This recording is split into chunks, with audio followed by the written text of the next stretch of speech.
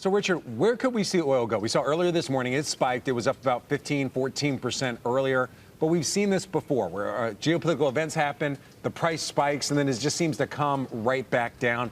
Do you think this time may be different?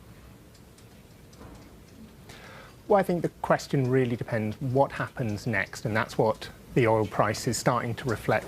How big is Iran's response? Is it only targeted at Israel, or does it also extend maybe to US bases, to other allies in the region?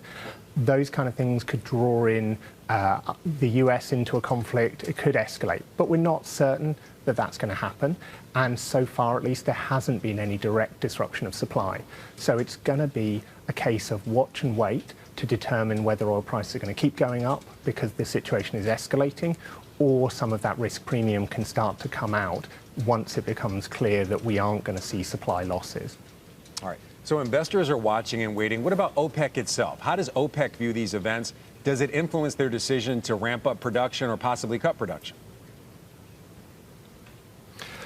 Well, I think OPEC had already set itself on this path of adding supply pretty rapidly month by month.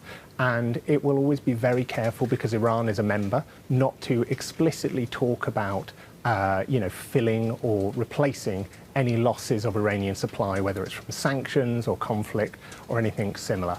But the OPEC group does have spare capacity that it wants to bring online.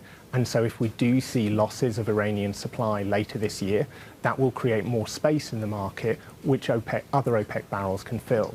The knock-on effect, though, will mean OPEC will be holding less spare capacity, so the market will be tighter if there's other supply disruptions or if fundamentals require extra supply.